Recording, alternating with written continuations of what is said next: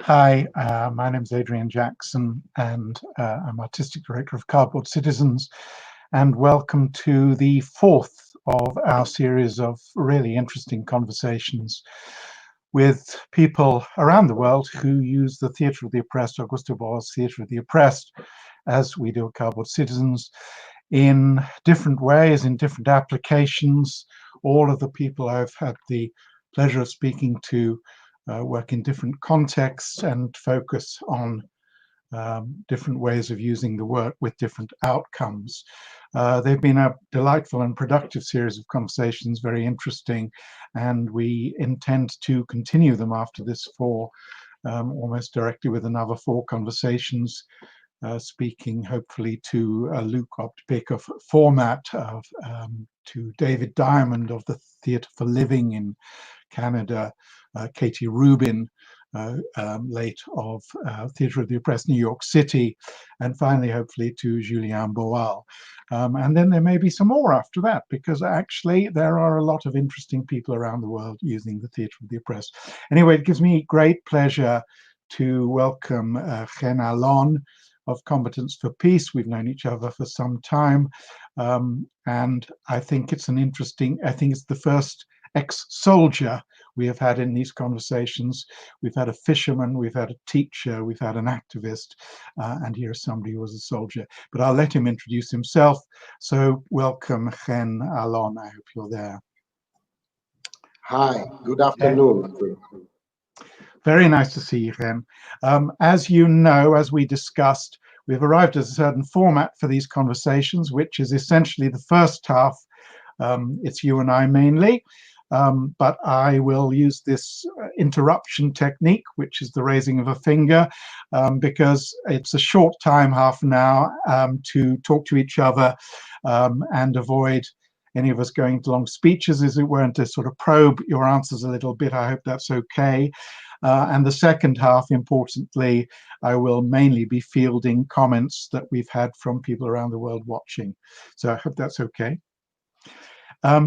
So it would be great, first of all, maybe if you could tell us how you originally came to the Theatre of the Oppressed and something about your starting point for it, why you approached it. Yeah, all right. Thank you for hosting me. This is a great opportunity to have a dialogue with you, Adrian, and the world. And I think it's extremely important what is happening recently in the COVID, that our community or our movement of Theatre of the Oppressed is getting closer, as Boal used to say, come closer. We are getting closer. So I have to start my story with TO in my grandfather, because my personal story is, I think, is based on my personal history, because you mentioned in the introduction that I became a soldier and an officer in the Israeli army, but it has a background. And the background is that my grandfather and my grandmother left Europe in mid-30s, and because they were Zionists and they immigrated to Palestine, which later on became the state of Israel, because they were Zionists and they were the only one of their families who survived the Holocaust. So all their family was murdered in the Holocaust in Poland and Germany. And I'm saying this because this is the background of why I became a soldier and an officer. I mean, they were Zionists, they were crazy Zionists of the family, and that's why they survived. So it went on with my father, who was born here in Palestine at the beginning of the World War II. And he was a Zionist like his father, but that was easy because there was no other way. But my generation, we were raised that Zionism saved our family's life. It's not a metaphor, it's not an idea, it's not an ideology. The ones who were Zionists and went to Palestine, to Israel, to Zion, survived. So it has to be mentioned at the beginning that it's not a question for someone like me, like a non-Israeli boy. So I wanted to become a soldier. So alongside my dream to become a hero, to become a soldier, to save my country, to guard, to watch the only shelter that the Jews have around the world, I had another dream to become an artist. Since I was very, very a small child, I knew that I'm an actor, I'm an artist. So these two dreams, I might say, or these two visions lived inside me, and I joined the Israeli army. And but the fantasy I had of, you know, watching, guarding, saving the shelter of the Jewish people was shifted in another way, which was I was joining the army in the first Intifada, and in 1987, were the first Palestinian uprising, and I was finding myself chasing children, beating people, invading houses, imposing curfews, and that was a very different than what I thought. I'm going to stand on a tank and stop Arab armies from invading Israel. But the fuel of the Holocaust was still so, and the justification was so strong that I couldn't see that the actual things that I'm doing, the actual actions that I'm doing, are not adequate with my vision, with my dream, with my fantasy. So I quit the army after 4 years of, instead of army actions, police actions, and oppressing civilian population. And still my psyche was that I have to do it. Israel is a democratic state. Although it has its military regime in its backyard, it is still a democratic state, free media, elections, and so on. I'm telling all this because this is in Stanislavski's terms, these are the justification for the character. And I am a character. Yeah. So I will jump to another, I would say, transformational stop on my way, that in Israel, every soldier, officer who quit the army after 3 or 4 years, I was 4 years because I volunteered for an additional year, that motivated I was. This is how motivated I was back then. And then I went to acting school, because I wanted to become a professional actor in the repertory theater of Israel. This is the dream of theater students here, and I was one of them. And along my studies, I went, each man who was in reserve duty served for a month in reserve duty. And each year in my studies, and then in 6 years when I was an actor in the repertory theater, you are 11 months a year. You are an artist, a citizen of a democratic state, you are in the left, you are humanistic, you go to demonstrations, you put very critical plays on stage, you play very radical and revolutionary characters in your shows, and then for 1 month a year, you serve in the occupation, as a reservist officer. So I want to give one example that I experienced. Yeah, I want to. I'm going to. I need to be strict because I know, and I'm struck by how important it is for you in the work to personal stories take a really front place in it, because it's kind of important that people understand a lot of stuff. So forgive me for interrupting, but I'm conscious of time. You found yourself forming this important organization. You were a co-founder, and tell us about the organization you formed, please. Okay, great. So you know my personal story, Adrian, and it's great that you know when to stop me at the right point. But anyhow, I went through this crisis, and I have decided too late to refuse to serve the occupation. I was a major back then and a professional actor. I was sentenced to jail for a month. And afterwards, I couldn't go back to the repertory theater. I couldn't do this regular theater that is actually perpetuating the mainstream ideology and so on, because I understood that the problem is systematic and not with individuals. And I quit the repertory theater as an actor after 6 years, and I went to the university. And it was the first time that I met the method of Augusto Boal through books.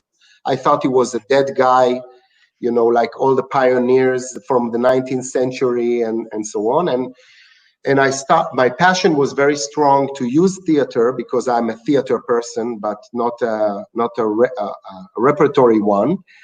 And then I was in my activism. I had this desire to work with refuseniks, people who refuse. I started to work with Jews and Arabs in Israel, with Israelis and Palestinians, and I realized that my true passion is theater of the oppressed, to work with non-actors, to work with oppressed communities. But I started to apply the methods of Augusto Boal mainly in the movement that we established in 2005. We started in 2004, Israelis and Palestinians, ex-refuseniks, ex-officers and soldiers Israelis, and ex-prisoners Palestinians who were in Israeli jails for resisting the occupation, mainly in the armed struggle. People were in Israeli jails for 6-10 years. So we got together. We realized that we are kind of a mirror picture of each other. And then I started from 2004 to apply the TO techniques in the movement with Israelis and Palestinians. And I realized that there are some things that doesn't work because of TO, theater of the oppressed, is a very homogeneous model, as I call it. So we can tune into that in a moment, Ken. So the movement Combatants for Peace, which is really about promoting dialogue and reconciliation, the formation of the movement predated your adoption, or it's almost at the same time as your adoption of the theater of the oppressed as a methodology. And yes, is that correct? Actually, I fell in love with the method in 2002, right. when I refused and I was like confused with my way in theater. And then in 2004, and I started to work with prisoners, but then, and with youth, Jews and Arabs. But in 2004, I started to work with theater of the oppressed in Combatants for Peace. So it was one of those cases where you discovered a methodology, even though we'll come in a moment to how you have developed a version of that methodology, but you discovered a methodology which, as it were, answered a need that you had in your theater. So you wanted to find a theater which was useful to do what you wanted to do. Absolutely, yeah. I think the word that you are mentioning now, need or necessity, this is a key word which is very different from the artistic conventional theater. It was a personal need, and it still is a personal need. I just want to add one more thing to the definition you gave to Combatants for Peace, or to the polarized model of theater of the oppressed. The way we apply it is that it's not only for dialogue and reconciliation. We use this theater for two main purposes, or two main paths that our activist binational movement is going through. And one is the dialogue and the reconciliation and the rehumanization. And the other is a very activist, I would say straightforward, work to strategize the nonviolent struggle against the occupation. So we use this theater for some of the branches of theater of the oppressed, as we all know it from the tree, like for legislative theater, for forum theater, of course, a polarized forum theater, as we call it, and of course for direct action to resist actually the occupation. Yeah, all these things. And in Combatants for Peace, how much of the work of Combatants for Peace is based around the theater of the oppressed? Because I know, for instance, the Memorial Day event, which is a very significant event, which I think people would like to hear about. I look at that, and I can see that it's related, but it's not a sort of TO thing. How much is the theatre TO bit? How much is the straightforward activism, the acts of support like the picking of olives and so on? And tell us about the Memorial Day event and the significance of that. So it's partly true that that the memorial service is. Well, I will wait with the memorial service. I would say that to go back to the term personal story, not to my personal story, we realized through the establishment of the movement and through using theater in an ordinary way of oppression story, as we ask participants, we ask people to tell their story, and we know that there's a dramaturgy of the story of oppression. So we base the movement upon the personal stories, and we realize that we do it for two purposes, like in the Truth and Reconciliation committees in South Africa. One is it is a way to take responsibility over the violence that we were both sides part of, and it doesn't. We don't fall into this trap of who is the victim, who's the victimizer, because living violence is an extreme experience that anyone who has been in a severe violence, and I had been, and my Palestinian partners and brothers were in the same situations, it creates some radical intimacy that when you share with people who are post-traumatic as you are, it creates some kind of a closeness which is very intimate, and it allows a dialogue and reconciliation process, even if you're on both sides of the violence. So we don't use the word victim or victimizer or victim or and a perpetrator. We use it as a way to take responsibility on violence. This is one thing. The other is that we realize that the dramaturgy of our stories is a story of oppression, like it fits to a forum theater, but it helps us to inspire and recruit people with our transformation. I mean, the essence of the story is the transformation, how we transformed from this psyche that I was talking about at the beginning of I am a descendant of Holocaust survivor, and that justifies everything, to open a broader perspective on the reality, like what Brecht and Boal are asking to do in forum theater, to zoom out and to be able to see more details of the picture. So that this is the memorial service comes from this.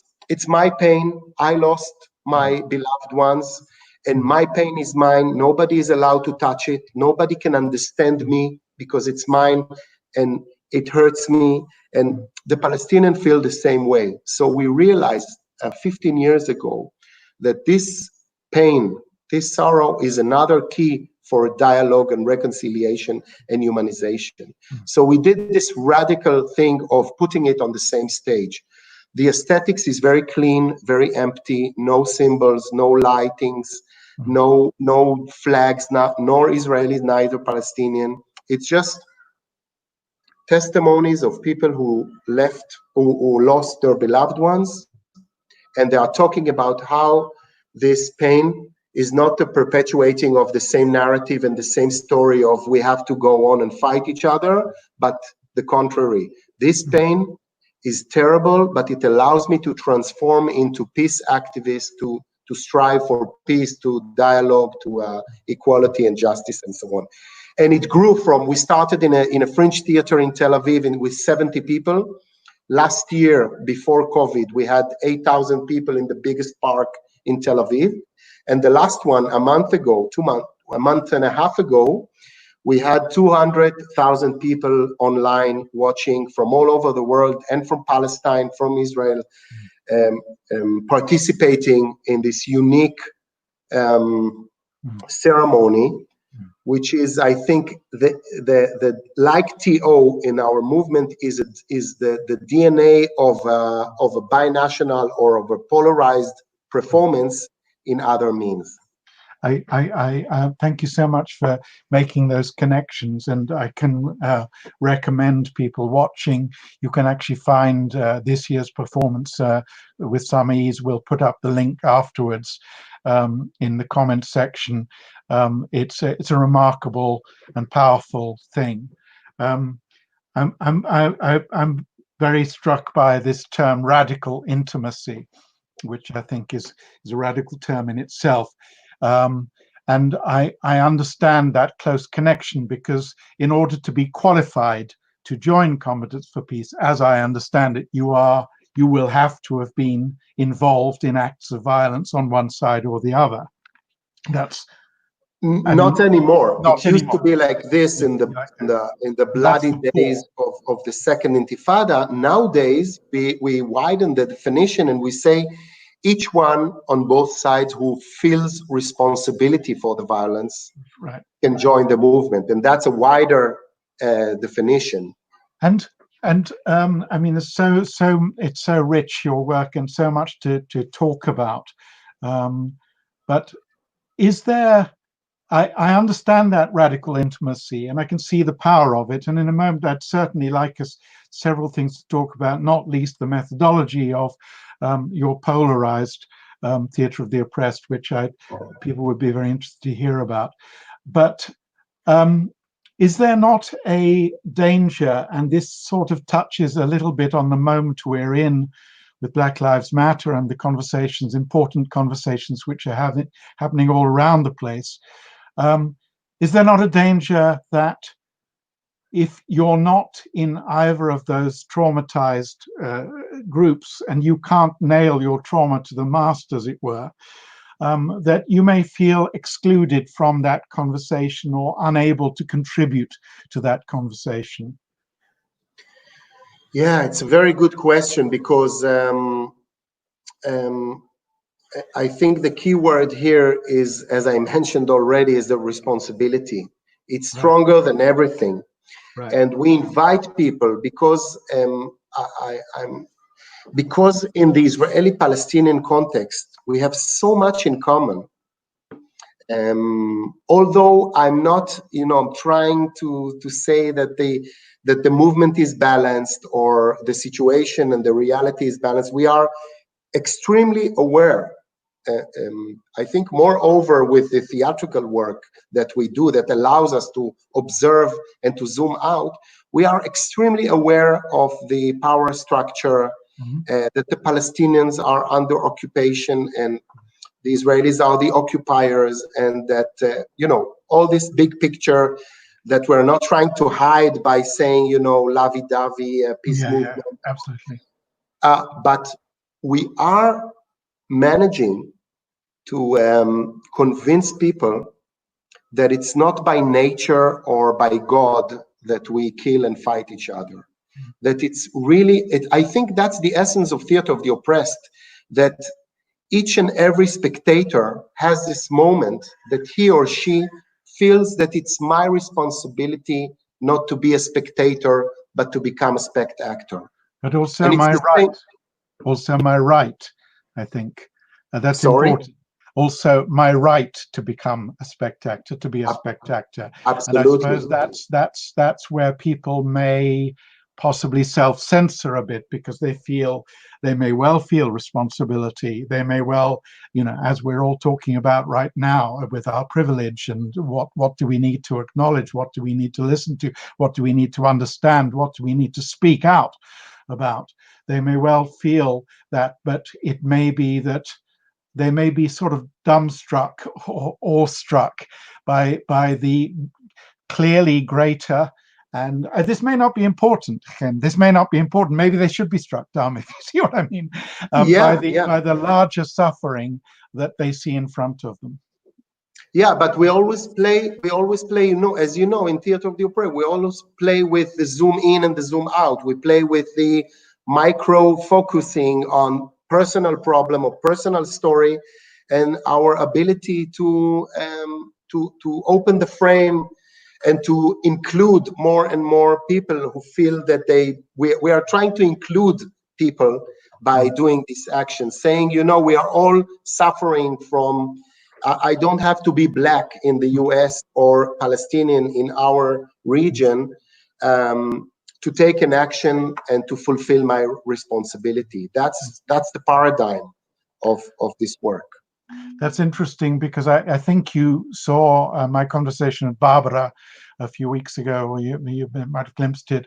And she's arrived at a position of replacement by identity, which sounds to me, if I understand correctly, quite I mean, it's one of the many decisions Theatre of the Oppressed Jokers and companies around the world are always making. Who has the right to step into whose shoes on stage, and what does it mean when they do that, and how do we unpack that?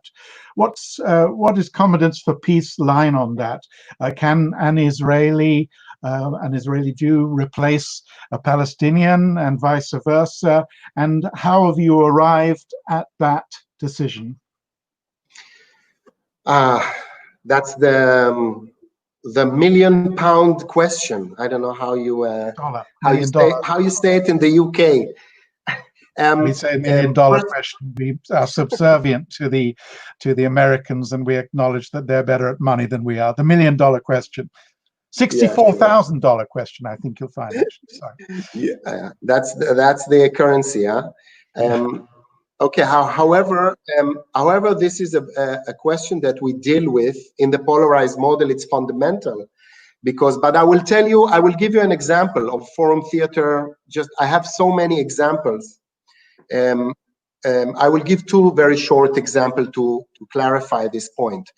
And there are two different forum theater that we have done in the same roadblock in village Shufa, which was cut off by the military regime into two parts with a roadblock, just to make Palestinians' lives hard, and that they will have to make the tour of 24 kilometers to go to Tulkarem from anyway. This was some kind of a collective punishment. So we insist doing our polarized forum theater there.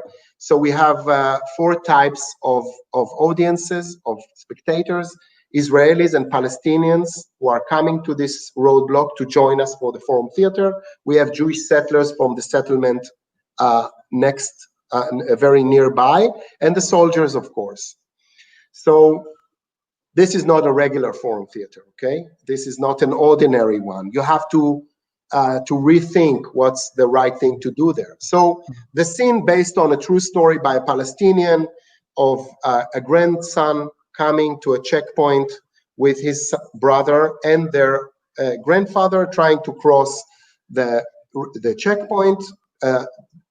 They released their grandfather from the hospital, and they want to go to the village next there, the closest village, and the soldier in the checkpoint tell them, you have to make a 24 kilometers. They say, no, but my grandfather was after an operation, you have to let him pass. Then he said no, and the soldier asked his commander, the commander asked the doctor, they all say, you don't have a permit, even though he's recovering from an operation, make the 24 kilometers. That's the scene, a forum scene, okay? Okay, first we have the grandson is Palestinian actor, his brother is an Israeli, and the grandfather is Palestinian actor. The soldiers in the checkpoint, the officer is Palestinian actor, and the two soldiers are two Israelis. Confusing, right? So we do the scene, and then we start the forum, and then one Palestinian asked to replace, we always start with the ordinary intervention style. One Palestinian asked to replace the grandchild, is wearing the outfit, and he goes to the checkpoint, he starts to beat up the soldiers. And of course, there are three of them, one Palestinian and two Palestinians and one Israeli. They put him on the ground and they defeat him. Okay, a failure intervention. Yeah.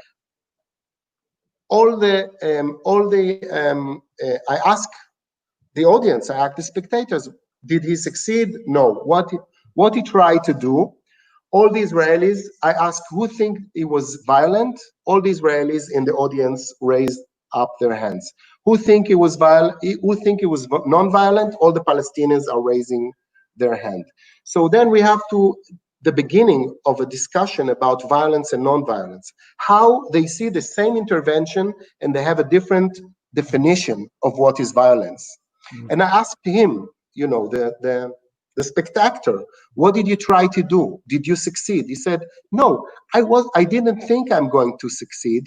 What I wanted to do is to show these Israelis in the audience that this is how we preserve our pride, that we will never give up. So that's another cause for a TO. It was through the action trying to say something to the Israelis. This is another purpose of the intervention. One Israeli woman in the audience said, I must intervene, I must intervene. She replaced the grandson, she comes to the checkpoint, she goes on her knees, and she starts to cry with tears. And she said, please, Israeli soldiers, let me pass, let me pass. My grandfather had an operation. And all the Palestinians in the audience are laughing out loud. Absolutely. So to summarize, if I understand you correctly, and I can completely see the logic, actually you allow, as it were, as we tend to, I have to say, in our work, certainly at the beginning, certainly till anybody wants to make a point about it and objects, and then we can have the discussion about who has the right to replace who. But you allow any replacements of anybody for the moment to provoke that conversation. So your example that you just gave, the fact that it's an Israeli woman doing what she thinks is going to be a successful tactic of emotional blackmail, just reveals nakedly her complete lack of understanding of the life experience of a Palestinian person. What I'm trying to say that the forum theater in the polarized model is aiming to create a dialogue too, not only search for solution, not only to create a dialogue, but to create a dialogue. I want to just say one more thing. I mean, actually, Katie Rubin is asking this question, but it's a question I wanted to talk about anyway because you brought us onto it. I think you may have revealed the answer. Some jokers around the world we know, again, decide to ban violent interventions from their performances. We are very open to any intervention and don't see it as our right to prescribe interventions of that kind. And of course, what is happening now in the States and all around the world with the judgment of acts of violence that are occurring in the street, the question comes to the fore again. What's your position on, because you are after all a non-violent movement, so in the performances it's allowed as a form, as a provocation for discussion, or what? No, we are a non-violent movement, and we, unlike, by the way, Augusto Boal, who was not against or never was very clearly saying that non-violence is the only way. We are very clear about it, and then this is part of the thing that allows us to be partners, to struggle together. I'm not by any way saying or advise or judging the Palestinians or any oppressed people in the world how to handle their struggle, how to free themselves. This is not my duty, but none of our business. Yeah, but the Israelis, what we are saying to ourselves and to the all Israelis and all Palestinians, if you want to walk this journey with us, if you want to join us, doing peace and reconciliation and dialogue, and to develop ourselves as a culture, as a binational community, struggling against the occupation, not forgetting for a second that the occupation is the source of violence that we want to reveal. So then we are your partner. So we are not saying, this is we are talking about ourselves. So I'm saying we are talking about, presenting ourselves as a non-violent activists. So people, when they come to the Forum Theater, they know that violent intervention is not allowed. We have the advantage of having combatant people on stage that we can stop violence immediately if that's the if that happens. But what you described before was an intervention which involved violence, performed violence. Yeah, and we stopped it. We stopped it. But you didn't stop the idea. You stopped the intervention so you could discuss the idea. Yes, and the Palestinian actors on stage and the Israelis we don't judge. We don't say it's right or wrong. It's an opportunity to say our vision, our strategy is non-violent, not only because of moral goals, but because we think it's more effective. And I still think non-violence, and I recommend to read some. Gene Sharp is the philosopher of non-violence, one of the most important philosophers, and a researcher of Gandhi and Mandela and Martin Luther King. He wrote a lot about the efficacy of non-violence, not only from moral perspective. Okay. I think a big area which I'd like to hear about more clearly and hear you articulate is the polarized model. And I suppose also it's interesting for people to hear about the balance between internal and external work. I was struck in our conversation the other day that a lot of our work at Cardboard Citizens, I suppose a lot of our focus is external in a kind of way, is the performance of forum theatre pieces. Of course, we're doing internal work at the same time, but a lot of our focus is external. We want to provoke the outside world, as it were, and so on. But the polarized model involves a very intense internal journey. Would you like to explain how the polarized model works a little bit, please? Yeah. So first of all, I call it a drama of three processes, because the polarized model is actually comprised of three processes. Each side.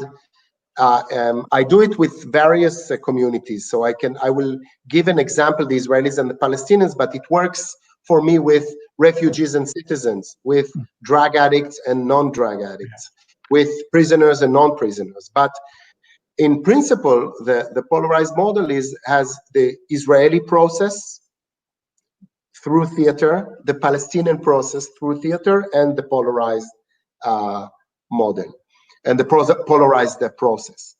So each and every one of these three processes needs internal work, meaning dialogue, humanization, strategizing our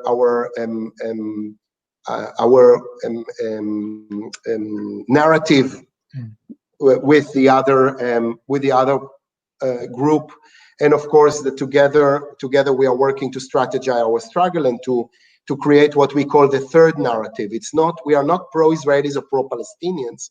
We are not falling into this trap of either or. We say we have a third narrative, which is a complex one.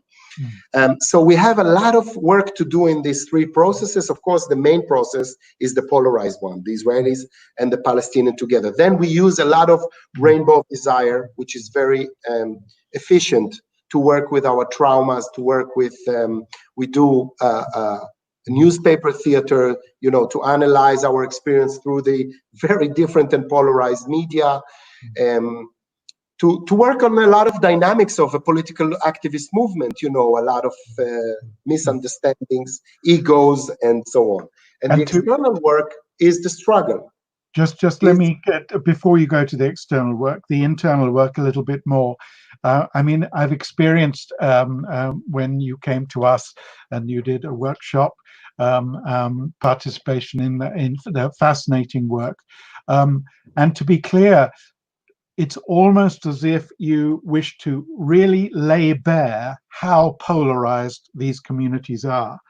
And the process involves a really quite challenging process of naming prejudice, naming all the projections we put upon the other in front of the other, and risking really at times quite hurtful thoughts and observations which aren't easy to listen to if you are part of that other.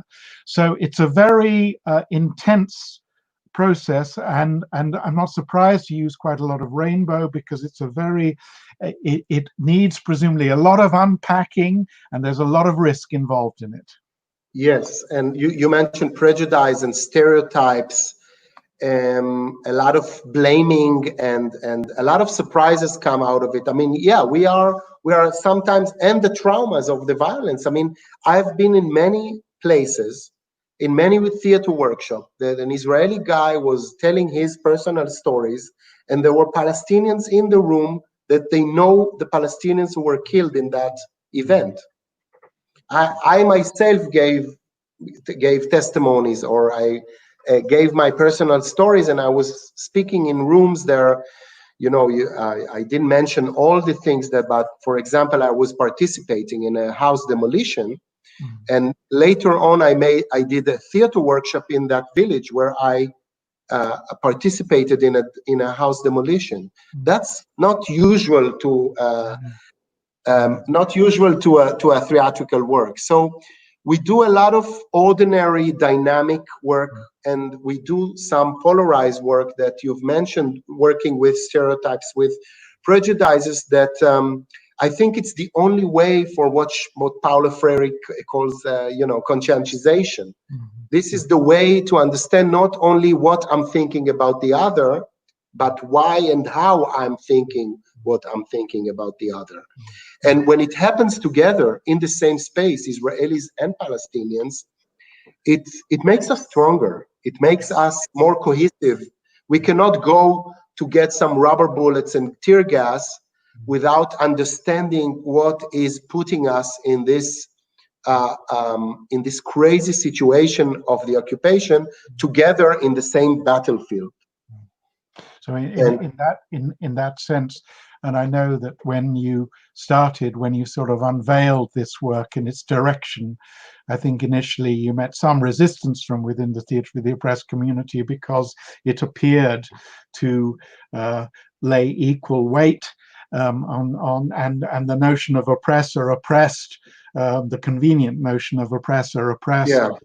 Was not so available, but I think that people have come to see and understand the particular context and value of what you're doing.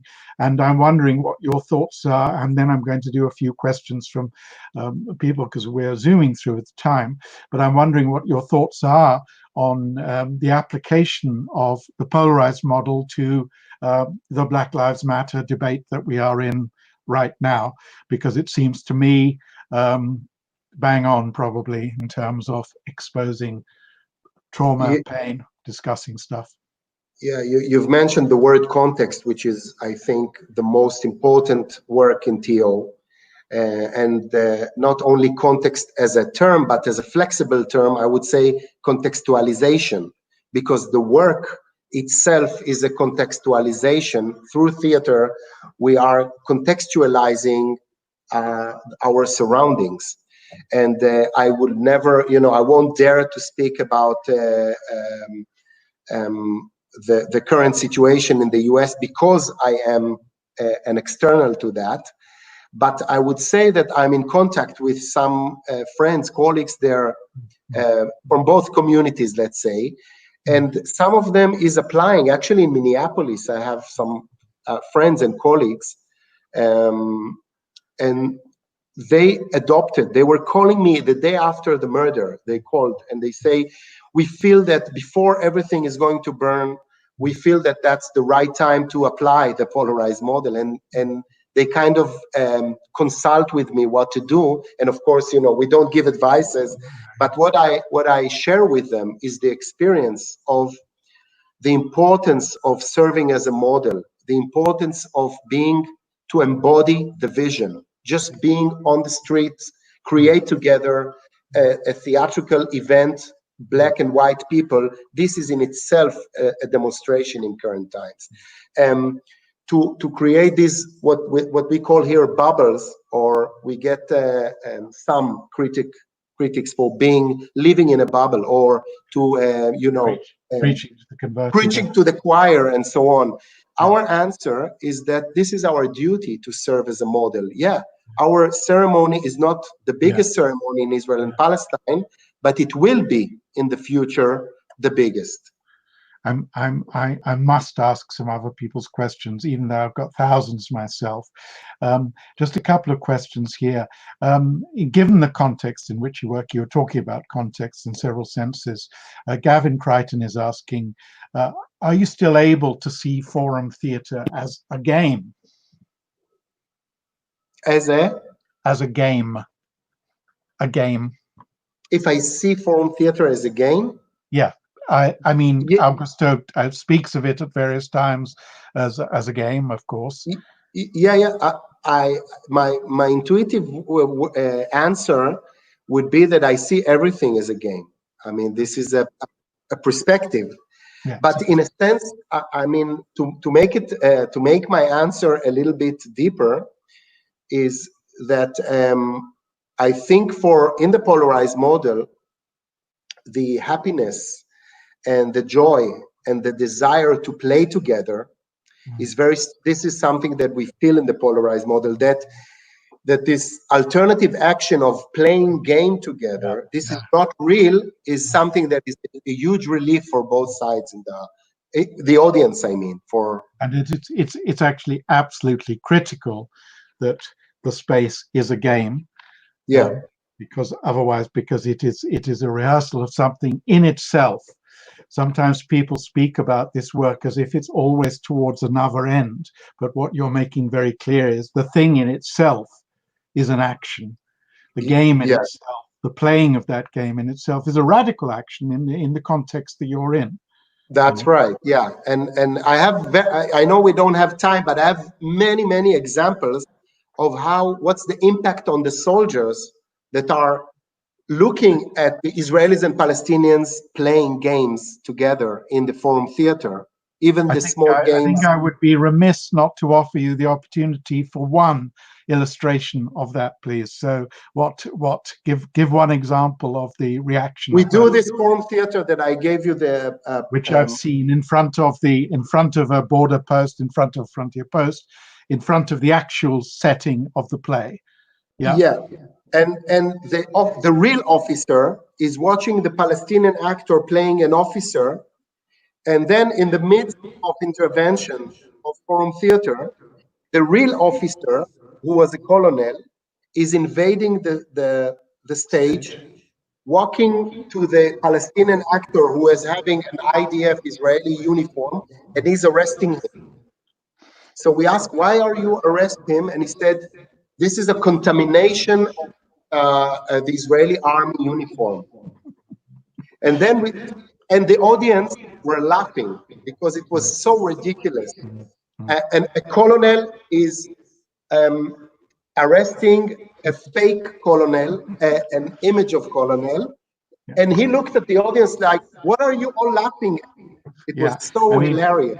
Eat your heart out, Pirandello, really. That's right. A play within a play. And I think it's what Boal left this word metaxis, which is the overlapping of worlds. And I think that's... And they looked exactly the same. They had the same uniform, same rank, same hat.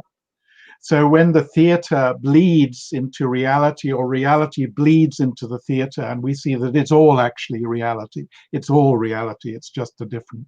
It was a magical moment. Yeah. No, those moments are precious, and moments of discovery, and moments of when we realize something and see something which is bang in our face. There's another question. Just to say that he felt how ridiculous it was, and he didn't arrest him because we convinced him that the actor would take out his uniform, and he took out the uniform. He was playing with a t-shirt, and I told the spectators, we have imagination. We can imagine Munir as an officer, even if he won't wear the uniform. And that was another ridiculous moment. Yeah. Theater conquers everything. I love it. Our mutual friend Amit Ron asks a question about how much do you allow to be heard the inner logic of the oppressor? First of all, I want to mention that Gavin is a mutual friend too. Okay, yeah, good. Yes, I know that. Sorry, I could have said our mutual friend. I'm happy that you're here. Hi, Amit. Thank you for asking these wise questions. Amit, this is a very good question, and I think we are not in this business of justification the inner lives of characters. I think we are more followers of Bertolt Brecht and Boal, in the sense of, yeah, we are not denying that we have our psychology, we have our inner life and our emotions and psychological background and so on. But what we are really interested is how all these elements are manifested in our social roles. So in the end, what we are able to see is both of them. Is, yeah, I have to deal with my inner life, with my inner, with my emotions, with my justifications, and so on. But what is the most important thing is that how we internalize our social roles and how we can refuse to internalize our social roles. And by social role, would you like to define what you mean by social role? Just the position we occupy in society, the job we're given, the duty we have to discharge as a soldier, as a father, as a whatever. Yeah. Yeah, I think the word that Boal was using is the mechanism or the automatization of doing these to fulfill these roles. Yeah, to be conscious, to be critical, to be able to work to take all your duties and roles through conscientization, and try to decide what is your role in social life, and not what is the role that was given to you. He uses the term social mask a lot, particularly in his early writing, as almost like the mask becomes fixed on you, and thus a lot of his games, of course, are about trying a different mask. When he was interested in that terminology. Yeah. Just one more addition to Amit is that Boal used to work a lot with dismantling the oppressor, to understand more the oppressor, not to identify with him, but as a tool for the oppressed. I mean, this is, of course, an ongoing and conversation within the theatre of the oppressed community, the definition and interest in those two sort of Manichaean categories, and people speak differently about them, but I entirely understand what you're saying. I just wanted to ask one more thing before perhaps you should say anything that you felt you haven't been able to say yet. When you describe the polarized model, particularly the internal working, and I think a lot of people are going to be listening to that and thinking, well, I could use that now. This would be really useful now. I suppose quite a lot of people might be afraid of, a colleague yesterday when we were having a conversation in Cardboard Citizens spoke of the fear of re-traumatizing people, as it were. And I suppose quite a lot of people, and when I'm teaching Rainbow and other work, quite a lot of people, I'm sure you have this, speak about, aren't you afraid of Pandora's box, can of worms? They're usually metaphors to do with opening things, interestingly. And then they speak a lot about closure and the importance of closure. What's your line on that? How can people do this work without, because there are risks involved in it. These are real things. What safeguards do people need to put in place, as it were, so that they can take these risks? I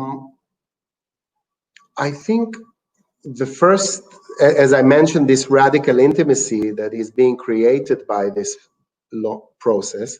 So I have some answers that might not be very not integrate together. But the first thing that comes to my mind is this trust yourself, trust the process, and trust the group, which is in the polarized model is quite tricky, because it's sometimes difficult to trust the group when I'm not ready to work with my enemies in the same group. But what we find is that if you engage in long processes, in long-term processes, so one of the simple answer would be, don't open up huge things in a short process. Duration is critical. Yeah, and the duration, and I think in long-term processes and in groups like Combatants for Peace or in Holot Theater that I haven't mentioned yet, and I probably won't be able to talk about, but this is my asylum seeker and Israeli citizens group. There is some kind of alliance that comes from a conflict in the reality that when people are ready or have been transformed to gather together, we name this alliance, we give it names, and there's some kind of safe space in a not in the soft nostalgic way, but safe space in contrary of the reality, which is very unsafe. So I think people feel, when they feel that there is some kind of an alliance that we are building here, it allows people to open up their biggest traumas. But again, it has to be very very gently and to be very cautious about it. Very good, clear answer. Sort of raw safe space, if you like. I mean, it always sounds such a convenient term when people talk about safe space, as if any space was truly safe.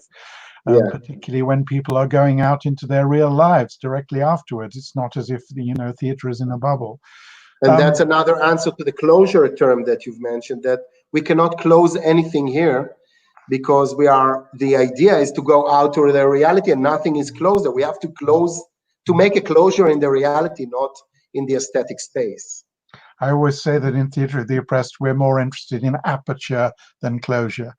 In a provocative way. You wanted to speak about the work with, and so the last thing you can do is please do speak briefly about the work with refugees in Holot Theater. And I just want to, as I mentioned, that this desire inside me, this wound that made me leave art, made me leave my my role as an artist in the society, and allowed me to reveal my creativity through activism and my and to go through through a humanization through art and activism. Helped me to understand a lot of things, that I have this inner desire, which I think belongs not only to my individual identity, but to the collective identity, that I feel that we didn't touch upon at all, the politics of identity. You've mentioned some terms about this, how we replace the oppressed, the oppressor, the Israeli, the Palestinian, but all this mess together is connected inside me in a desire to make peace, in a desire to integrate these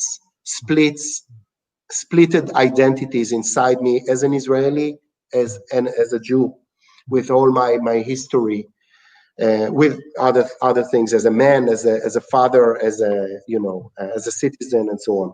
But that led me to realize that there are some conflicts and oppressions that I feel responsible to, and one of them was the horrific treatment, horrific way that the Israeli government is, the way it deals with refugees. And I started to be involved in this, and I realized that my experience in Combatants for Peace helped me a lot to make this work with African asylum seekers in Israel and citizens more efficient, more apt, in a way that we don't have history with them. They came to Israel not because they want to invade, not because they want to conquer, not because they want to throw us to the sea, all these stereotypes we have about Arabs and Palestinians, but they come because they are refugees exactly like we were 70 years ago.